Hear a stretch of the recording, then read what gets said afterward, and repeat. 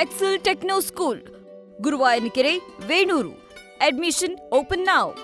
ಅದೇ ಬೇಕಾಗಿರೋದಲ್ಲ ನೋಡಿ.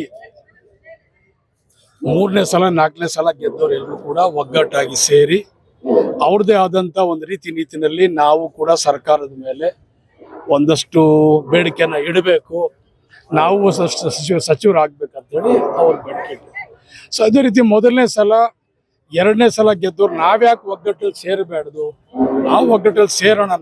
ನಾವು ಒಂದಷ್ಟು ಸರ್ಕಾರಕ್ಕೆ ನಾವು ಕೂಡ ನಮ್ಮ ಬೇಡಿಕೆಯನ್ನ ಮನವಿಗಳನ್ನ ನಾವು ಕೊಡೋಣ. ಮಾನ್ಯ ಮುಖ್ಯಮಂತ್ರಿಗಳಿಗೆ ಮತ್ತು ಉಪಮುಖ್ಯಮಂತ್ರಿಗಳು ನಮ್ಮದೇ ಆದಂಥ ನೋವನ್ನು ನಾವು ಅಹವಾಲನ್ನ ಹೇಳ್ಕೊಳ್ಳೋಣ ಅಂದ್ಬಿಟ್ಟು ನಾವೆಲ್ಲ ಸೇರಿದ್ವಿ, ಊಟ ಮಾಡಿದ್ವಿ. ಸುಮಾರು ಒಂದು 55 ಜನ ನಾವೆಲ್ಲರೂ ಕೂಡ ಒಗ್ಗಟ್ಟಾಗಿ ಸೇರಿದ್ವಿ. ಯಾವಾಗ ಆಗ್ಬೋದು ಅನ್ನೋ ವಿಶ್ವಾಸ ಇದೆ ಸರ್.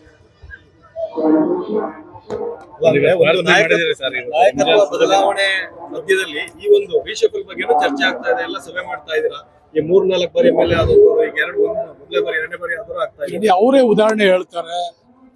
ನಮ್ಮ ಮಾನ್ಯ ಉಪಮುಖ್ಯಮಂತ್ರಿ ಬಂಗಾರಪ್ಪನ ಪೀರಿಯಡಲ್ಲಿ 1ನೇ ಸಲ ಶಾಸಕರಾದ್ರು, 1ನೇ ಸಲನೇ ಮಂತ್ರಿ ಆದ್ರು, ಬಂದಿಖಾನೆ ಮಂತ್ರಿ ಆಗಿದ್ರು. ಪ್ರಿಯಾಂಕಾ ಖರ್ಗೆ 1ನೇ ಸಲ ಮುಖ್ಯಮಂತ್ರಿ ಆದ್ರು ಅಂತ ಹೇಳ್ತಾರೆ. ಸಾಕಷ್ಟು ಚೆನ್ನಾಗಿ ಅವಕಾಶ ಸಿಕ್ಕಿದೆ. ಆ ಉದಾಹರಣೆ ಅವರೇ ಹೇಳ್ತಾರೆ, ನನಗೆ ಗೊತ್ತಿಲ್ಲ.